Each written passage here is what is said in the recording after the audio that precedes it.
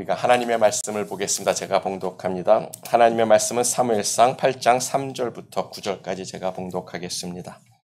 그 아들들이 그 아비의 행위를 따르지 아니하고 이를 따라서 뇌물을 취하고 판결을 굽게 하니라. 이스라엘 모든 장로가 모여 라마에 있는 사무엘에게 나아가서 그에게 이르되 보소서, 당신은 늙고 당신의 아들들은 당신의 행위를 따르지 아니하니 열방과 같이 우리에게 왕을 세워 우리를 다스리게 하소서 한지라. 우리에게 왕을 주어 우리를 다스리게 하라 한 그것을 사무엘이 기뻐하지 아니하니 여호와께 기도하매 여호와께서 사무엘에게 이르시되 백성이 내게 한 말을 다 들으라. 그들이 너를 버림이 아니요 나를 버려 자기들의 왕이 되지 못하게 함이니라. 내가 그들을 애굽에서 인도하여 낸 날부터 오늘날까지 그들이 모든 행사로 나를 버리고 다른 신들을 섬긴같이 내게도 그리하는도다. 그러므로 그들의 말을 듣되 너는 그들에게 엄히 경계하고 그들을 다스릴 왕의 제도를 알게 하라. 하면 여기까지만 봉독했습니다. 할렐루야. 11월 마지막 주일입니다. 이제 2025년도 겨우 딱 한 달이 남아 있습니다. 2025년 유종의 미를 거두는 귀한 마지막 달이 되기를 예수님의 이름으로 축복합니다. 그래서 우리는 올해가 가기 전에 결단을 해야 되는 거예요. 우리가 가진 표 있죠. 하나님의 말씀에 순종하는 교회와 가정이 되자. 아멘. 그 말씀 따라 나는 하나님을 믿고 하나님을 섬기고 의지하겠습니다. 우리가 그렇게 결단하고 하나님을 의지할 때 에베네셀의 하나님을 만나게 되는 줄 믿습니다. 우리는 세상에서 유일하신 하나님을 믿는 백성들이죠. 그래서 우리는 세상과 하나님을 겸하여 같이 섬길 수가 없는 사람들입니다. 하나님 아니면 nothing. 하나님이 아니면 nothing. 아무것도 아닌 사람들이에요. 왜냐하면 하나님은 질투하시는 하나님이라고 했습니다. 하나님은 자신이 받아야 될 그 영광과 찬양을 다른 이에게 절대로 주지 않겠다고 분명하게 말씀하신 하나님이에요. 하나님은 세상의 그 어떤 존재하고도 같이 일하시는 하나님이 아니란 말입니다. 그래서 우리는 오직 하나님만을 의지하고 섬길 때 에베네셀의 하나님, 우리를 도우시는 하나님을 만나고 그 도우심을 인하여 우리는 하나님만 경배하고 찬양하고 영광 돌리게 되는 거예요. 심지어 하나님도 우리에게 말씀하셨습니다. 하나님이 복 주시기로 작정하고 예정하셨어도 너희가 그렇게 되게 해달라고 나에게 기도해야 할지니라. 에스겔서 36장에서 이렇게 말씀하셨어요. 그 말은 우리가 기도하지 않으면 하나님이 역사하지 않겠다는 겁니다. 왜냐하면 우리가 기도하지도 않았는데 하나님께서 우리에게 복을 주시면 사람들은 그 영광과 찬양을 누구에게 돌려요? 자기 자신에게 돌리는 사람들이에요. 내가 잘나서, 내가 운이 좋아서, 내가 똑똑해서 이런 일이 됐다라고 자신에게 영광을 돌리는 사람들입니다. 그래서 하나님이 우리를 너무나도 잘 알기 때문에 너희들이 내게 그렇게 해달라고 해야 내가 예정하고 준비한 것도 주시겠다고 말씀하시는 하나님이에요. 오직 그만 섬기고 오직 하나님을 앙망하고 오직 하나님을 의지하라는 겁니다. 그게 성경이 우리에게 주시는 메시지라고 지난주 말씀을 나눴던 걸 아마 기억하실 거예요. 그런데 뭡니까? 우리는 볼 수 없는 하나님, 느낄 수 없는 그런 하나님 말고 눈에 보이는 것, 뭔가 어떻게 좀 우리 눈에 보여주고 만져주고 느낄 수 있는 것을 의지하고 싶어 한다는 거죠. 영적인 하나님 말고 우리의 눈으로 보고 느낄 수 있고 우리가 언제나 소통할 수 있는 그런 것을 의지하고 싶어 한다는 거예요. 그래서 신앙인들이 그 하늘의 것, 영적인 것을 버리고 세속적인 것, 세상의 것으로 가는 겁니다. 그것이 이스라엘의 한계였고 우리가 가진 한계일 겁니다. 그 한계를 이기고 영적인 것을 지키는 것이 믿음이라는 거예요. 우리들은 우리의 한계를 이기고 영적인 것, 하나님만을 의지하는 그 믿음의 사람 되기를 간절히 축복합니다.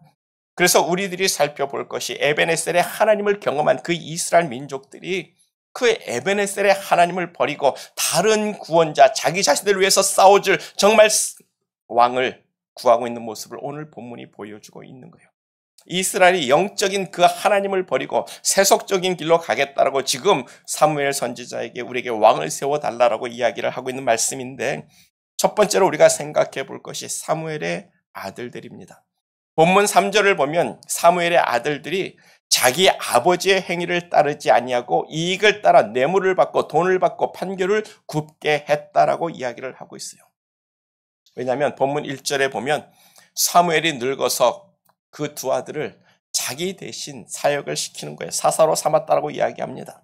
보통 사무엘이 베델과 길갈과 미스바 이스라엘 땅이 있는데 이렇게 삼각으로 나눠가지고 매년마다 순회하면서 이스라엘을 다스렸는데 이제 나이가 들어서 그렇게 여행하기가 힘들어졌다라는 거예요. 그래서 자신의 두 아들을 사사로 세웠는데 사사란 판사를 의미합니다. 판사라는 뜻이에요. 영어로는 저지입니다. 이스라엘을 다스리는 자를 그렇게 저지라고 불렀다는 거예요. 그러니까 다스린다는 의미에서는 사사나 왕이나 다를 바가 없습니다. 다만 사사가 왕하고 다른 것이 있다면 사사는 그때 하나님께서 필요한 사람, 정말 신실하고 자기 하나님을 위해서 일할 사람을 뽑아서 세웠는데 왕은 아니죠. 한번 뽑히면 그 자손 대대로 왕 노릇을 하게 되는 겁니다. 그렇게 하나님이 부름을 받은 사람이 이스라엘의 사사가 되고 하나님과 직접 소통을 하면서 이스라엘을 영적으로, 정치적으로, 군사적으로 리드하고 다스렸다라는 거예요. 이것을 우리는 신정국가라고 이야기합니다. 하나님이 다스리는 국가였다라는 거예요. 그렇게 하나님이 사사를 통해서 정말 여호수아가 죽은 이후로 340년 동안 이스라엘을 그렇게 직접 사사를 세워서 소통하며 하나님이 이스라엘을 다스렸어요. 그리고 사무엘 선지자가 이스라엘의 마지막 사사가 되는 건데 뭡니까? 사무엘이 늙었다는 거예요. 이스라엘을 두루 다니며 재판을 하기에는 이제 힘에 부치는 겁니다. 그래서 사무엘이 자신의 두 아들로 대신해서 가서 판사 노릇하고 저지하고 이스라엘에게 옳게 가르치고 다스리라고 보냈는데 그런데 이 사무엘의 아들들이 공정하지 못했어요. 돈을 받고 뇌물을 받고 재판을 굽게 했다라고 기록하고 있습니다. 엘리 제사장의 두 아들이 타락한 것처럼 결국엔 사무엘 선지자의 두 아들도 타락한 재판관이 되는 거예요. 재판이라는 것이 억울한 사람에게는 마지막 희망의 보루 아닙니까? 정말 내가 억울한 일을 당해서 재판장에 가지고 이 억울함을 풀어달라고 이렇게 요구를 하는데 그 판결이 어떤 돈 있는 사람을 위해서 판결을 한다면 그 억울한 사람은 미쳐버리게 되는 거죠. 그래서 오늘 본문의 백성들이 등을 돌리는 겁니다. 사회가 아무리 악하고 더럽고 추악해도 사법부가 든든하게 자리 잡고 지켜주면 그래도 사람은 희망을 보는 거예요.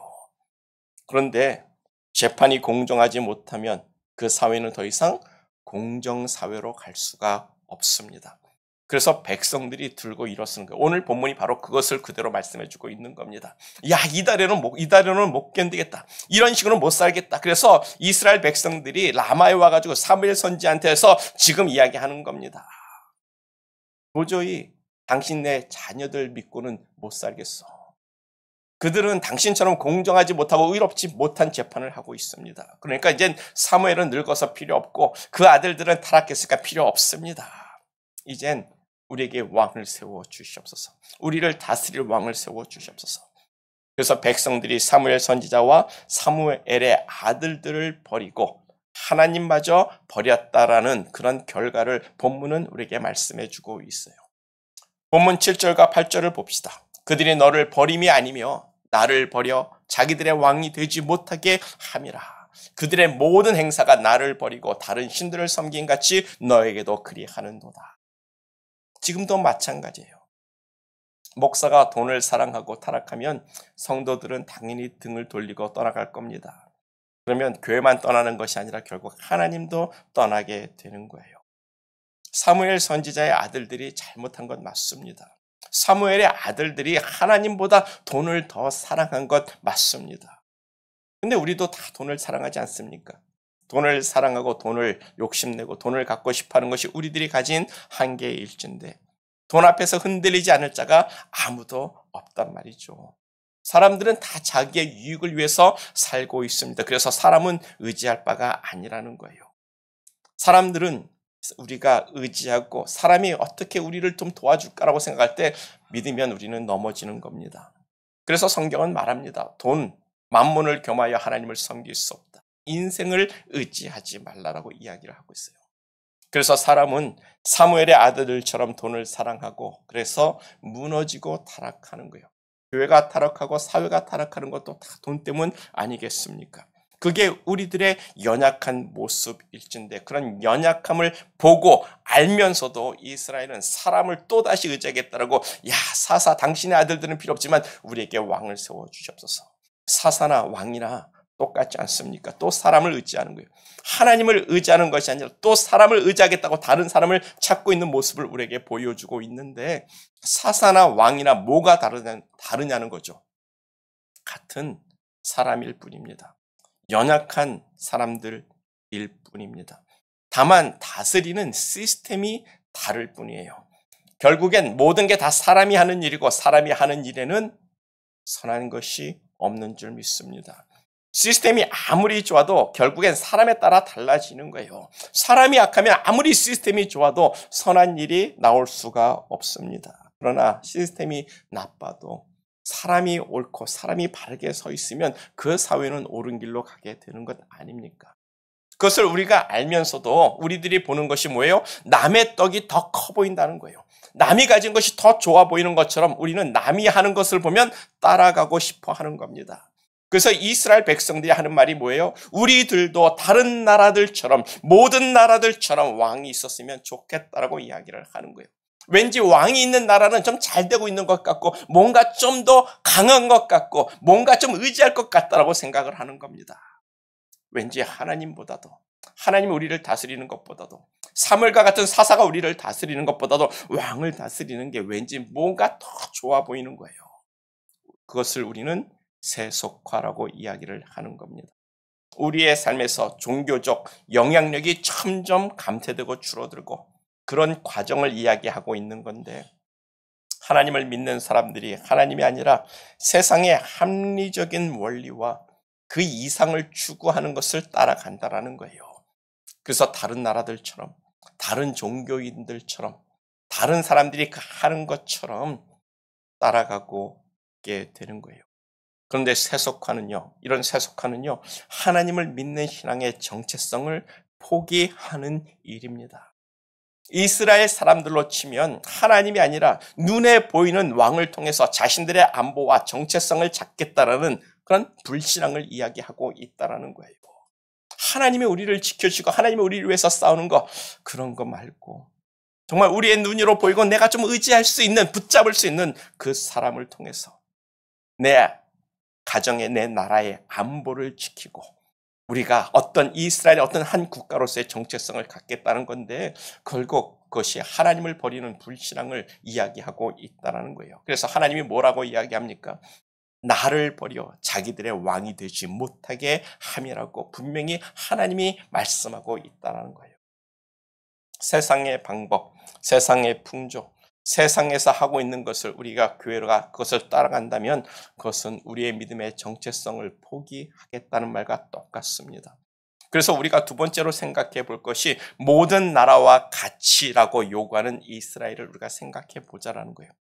본문 5절을 보면 당신은 늙었고 당신의 아들들은 당신의 행위를 따르지 아니하니 모든 나라와 같이 우리에게 왕을 세워 우리를 다스리게 하소서. 보세요. 이스라엘이 요구하는 바가 뭡니까? 우리들도 다른 나라들과 같이 같은 정치 시스템을 갖기를 원합니다. 우리도 다른 나라들과 같이 왕을 세워서 우리를 다스리고 우리를 위해서 싸우게 하여 주소서. 아니 하나님이 자기들을 위해서 에베네셀의 하나님이 도우시고 싸워주셨는데 그들은 그 하나님을 버리고 자신들을 위해서 대신 싸워줄 왕을 찾고 있다는 겁니다. 여러분 이스라엘이란 나라가 어떻게 세워진 나라입니까? 하나님과 언약을 맺은 것으로 이스라엘이란 나라가 세워졌어요. 자신들이 하나님과 맺은 언약이 있는 그 언약 백성이라는 사실을 지금 이스라엘들은 지금 다 잊어먹고 있는 거예요. 생각 못하고 있는 겁니다. 출애굽기 19장을 보면 이스라엘이 출애굽을 하고 나서 3개월이 지납니다. 3개월이 지나서 시내산에 도착을 하게 되는데 그때 하나님이 모세에게 주시는 말씀이 출애굽기 19장 4절에서 6절에 있는 말씀이에요. 내가 애굽 사람에게 어떻게 행하였으며 내가 어떻게 독수리 날개로 너희를 업어 내게로 인도하였는지 너희가 보았느니라. 온 세계가 다 내게 속하였나니 너희가 내 말을 듣고 내 언약을 지키면 너희는 모든 족속 중에서 내 소유가 되겠고 너희가 내게 대하여 제사장 나라가 되며 거룩한 백성이 되리라. 모세 너는 이 말을 이스라엘 자손에게 전할지니라. 이스라엘 민족은요, 하나님이 어떠한 하나님인지를 본 민족입니다. 하나님의 전능함, 그 전능함을 그들은 직접 눈으로 보고 경험한 민족이에요. 애굽에 내린 10가지의 재앙은 그렇다고 치더라도 홍해 바다가 쫙 갈라지고 바닷물이 벽처럼 쫙 세워진 상태에서 그 한가운데를 지나간 놀라운 하나님을 경험한 사람들입니다. 그들은 하나님의 능력을 보았어요. 그 능력으로서 이 온 세상이 하나님께 속하여졌다라는 것을 본 사람들입니다. 세상이 하나님께 속했다는 말이 무슨 뜻입니까? 이 세상이 하나님의 것이란 말이에요. 하나님이 주장하시고 하나님이 주관하시고 하나님이 원하시는 대로 내가 다 할 수 있다라는 것이 이 세상이 내게 속했다라는 의미가 되는 겁니다. 즉, 이 세상의 왕이라는 주인이라는 의미가 되고 있는 거예요. 그래서 애굽에 내린 그 10가지 재앙의 의미가 뭡니까? 하나님은 세상의 모든 물도 피로 만들 수 있는 하나님이라는 거예요. 하나님이 부르면 파리 떼도 몰려온다는 겁니다. 하나님이 부르면 메뚜기 떼도 몰리고 개구리 떼도 몰려온다는 거예요. 하나님이 원하시면 이 세상 모든 사람들, 우리들도 다 죽일 수 있는 하나님이라는 거예요. 너희들의 생명까지도 다 내 것이라고 말씀하고 있는 겁니다. 이스라엘은 그런 하나님의 능력을 보았고 이 온 세상이 하나님의 것임을 그들은 분명히 보았다는 거예요. 그래서 하나님이 하시는 말씀이 뭡니까? 너희가 나를 알고 나를 보았으니까 이제 내 말을 잘 듣고 내 언약을 지키면 너희는 모든 민족 중에서 나의 소유가 될 것이다. 내 백성이 될 것이다. 내 제사장 나라가 될 것이다. 너희는 거룩한 백성이 될 것이다. 그 말은 그 누구도 너를 건들지도 못할 거야. 내 허락이 없이는 누구도 너희들을 와서 때리거나 치지도 못할 거야. 왜? 이 세상의 주인이신 하나님이 얘는 내 거라고 했는데 누가 건들 수 있겠습니까? 이스라엘은 그 하나님의 언약을 잊어버렸어요.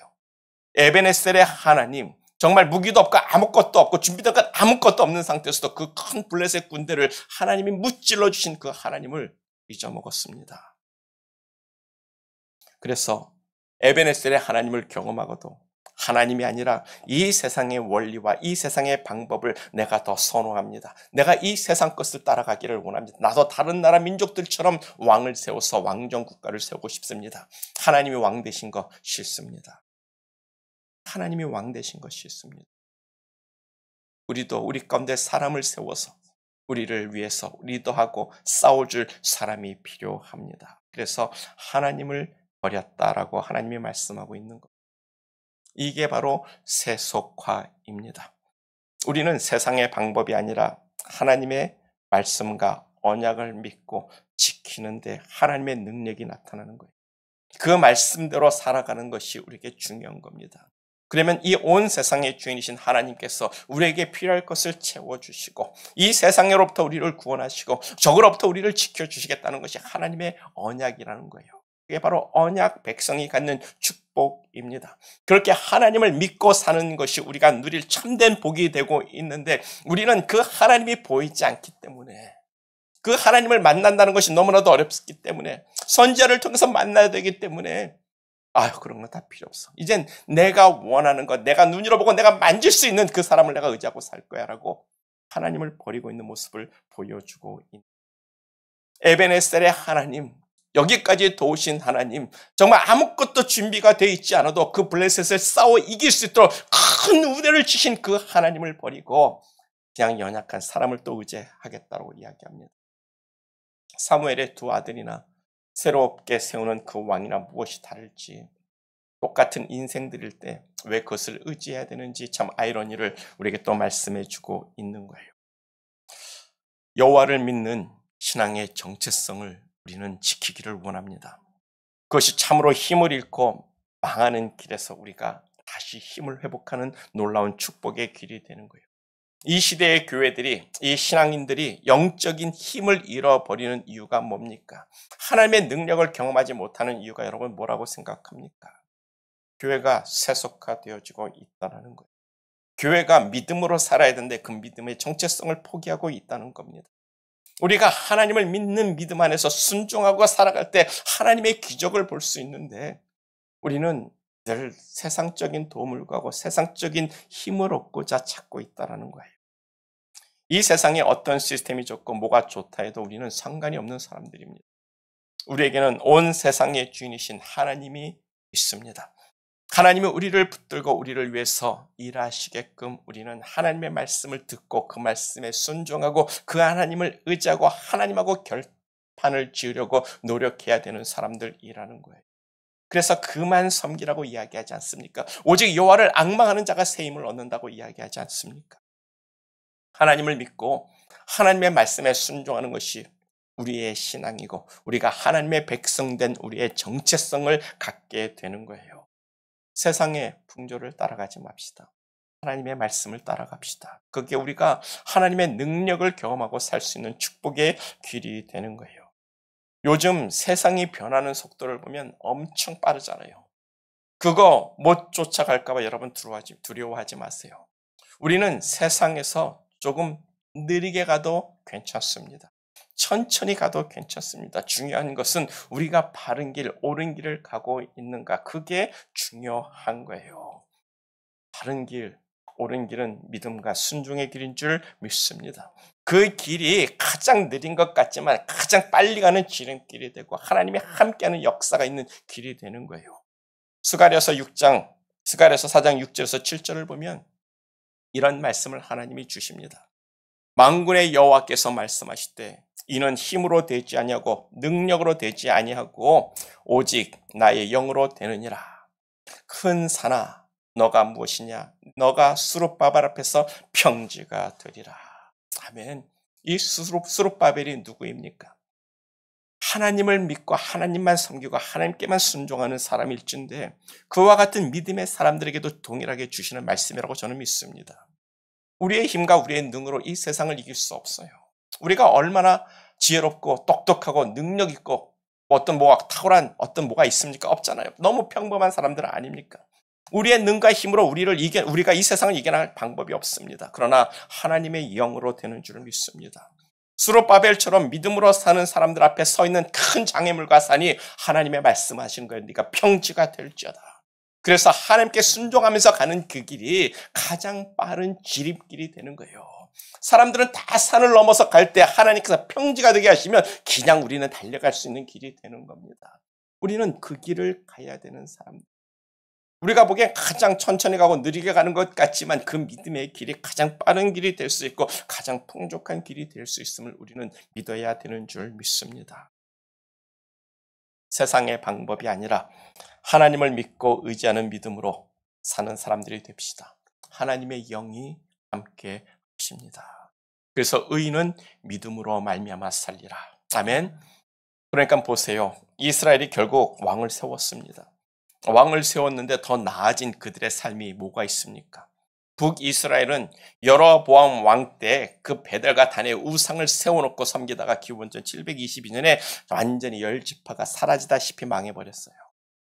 그리고 남유다, 남이스라엘은요. 그래도 하나님을 바르게 섬기겠다라는 왕이 몇은 있었습니다. 그러나 결국 우상을 섬기다 아수르에게 목이 차도록까지 죽었고 바빌론에게 멸망받고 로마에게 완전히 망해서 2000년 동안 나라 없는 민족으로 서러움을 겪고 살게 되는 거예요. 이것이 하나님을 버리고 세상으로 간 그들의 역사입니다. 세속화의 역사입니다. 우리의 능력은 우리가 하나님 앞에 바로 서 있느냐. 그게 우리의 능력의 차이가 될 거예요. 우리의 능력은 하나님 앞에 내가 얼마나 믿음과 순종의 길을 걷고 있는가. 그게 가장 중요하다는 거예요. 왜냐하면 이 온 세상은 누구에게 속했다고요? 하나님께 속했다고 했습니다. 우리가 가진 것 아무것도 없어도 뭐 이야기하자면 뭐 어부 같은 경우 하나님을 의지할 때 하나님이 물고기 끌어다 주면 그냥 떼부자 되는 것 아닙니까? 농사 짓는 사람들 하나님께서 풍족하게 되면 그냥 풍성한 수술을 할 수 있는 것 아니에요. 우리들 가운데 하나님이 역사하시는 일을 우리가 기대하자고요. 비즈니스 하시는 분들, 그 사람들 하나님이 몰아주면 그냥 풍성하게 일어서는 겁니다. 세일즈 하는 사람들, 하나님께서 사람 몰아주시면, 그냥 하나님께서 몰아주시면 풍성해지는 거예요. 이 세상께 다 하나님께 속겠다라고 이야기하잖아요. 여러분, 하나님은 찌질하신 하나님이 아닙니다. 우리가 찌질합니다. 그렇죠?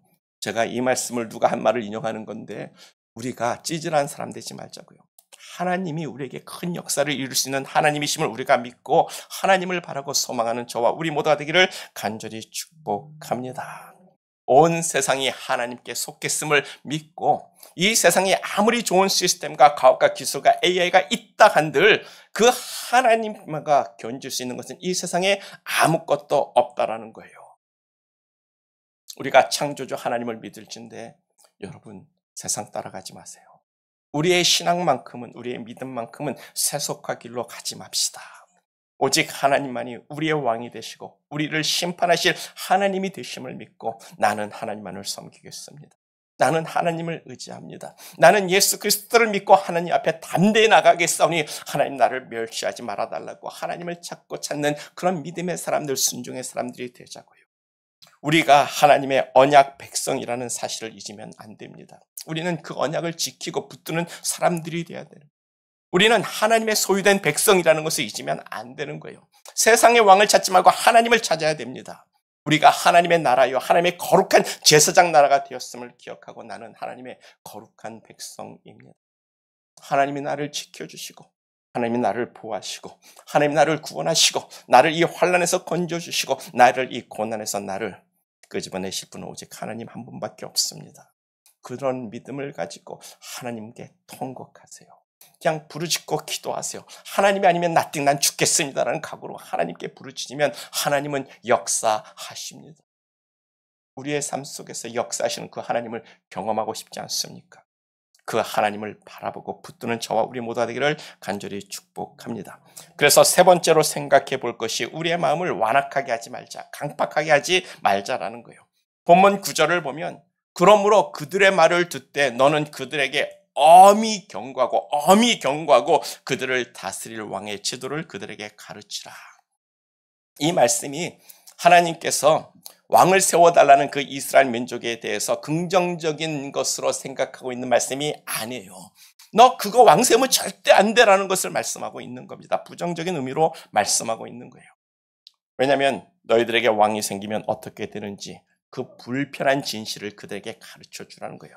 너희들이 왕을 세우면 너희들이 어떤 일, 어떤 고초를 당하는지 불편한 진실을 말해 주라는 겁니다. 그래서 너희가 왕을 세우면 어떻게 되는 거예요? 너희는 다 왕의 종이 되는 것이라고 이야기를 하고 있어요.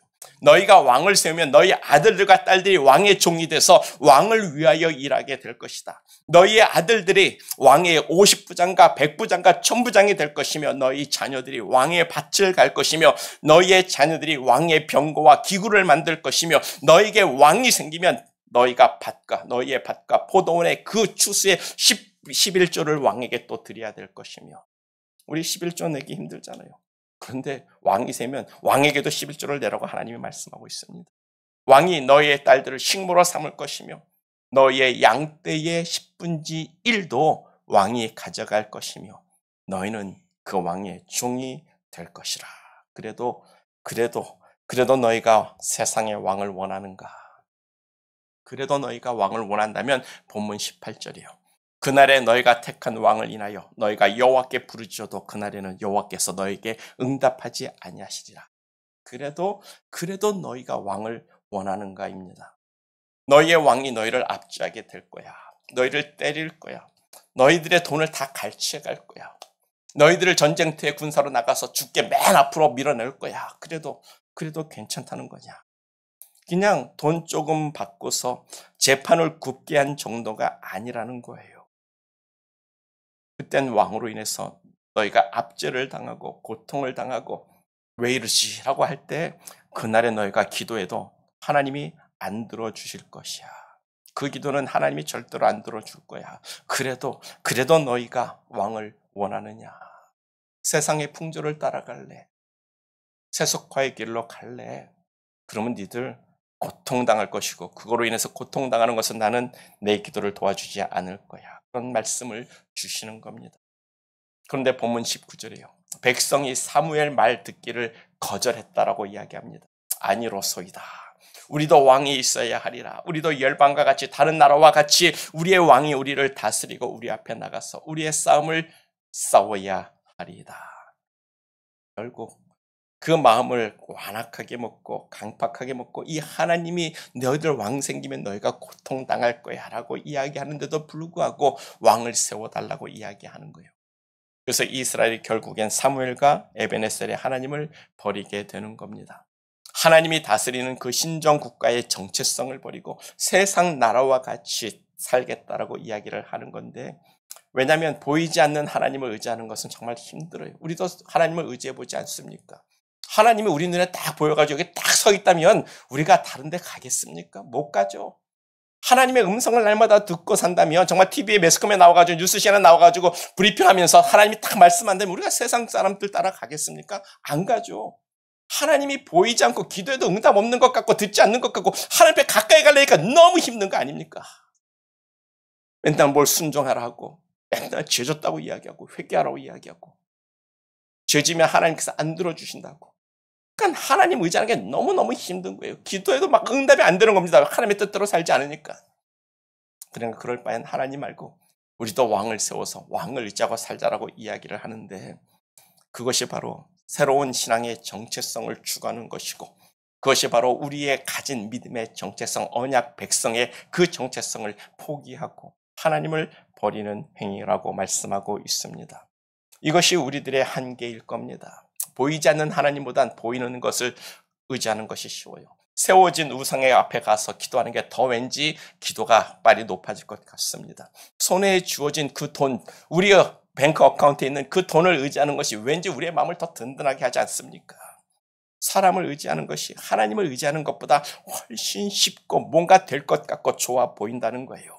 그런데 그것은 뭡니까? 불신앙입니다. 불신앙. 왜 하나님이 우리에게 하나님을 믿으라고 요구하십니까? 하나님이 왜 그 믿음으로 우리가 구원받는다고 이야기하십니까? 하나님이 보이지 않는 실존이기 때문에 하나님이 우리에게 믿음을 요구하시는 거예요. 하나님이 보이면 믿음 필요 없습니다. 하나님이 보이지 않는 하나님이기 때문에 너희가 나를 보지 못하지만 그럼에도 나를 믿는 것, 야, 가장 잘했다. 내가 바로 그걸 원하는 거야. 너 믿기만 하면 너를 의롭다고 여겨줄게. 하나님이 보이지 않는 하나님이기 때문에, 우리가 만지고 느낄 수 없는 하나님이기 때문에 우리에게 믿음을 요구하시는 건데, 그게 힘들다고 세상 보이는 것으로 찾아간다면 하나님을 버리는 것과 같다라는 거예요. 그 보이지 않는 하나님, 그 알 수 없는 하나님, 그럼에도 그 하나님이 실존한 것을 믿고 그 하나님께 순종하는 그 믿음이 하나님 보기에 따봉이라고 이야기하는 겁니다. 최고라고 이야기하는 겁니다. 네가 나를 알지 못하지만 그래도 나를 믿는 네가 난 너무 좋다라고 말씀하시는 거예요.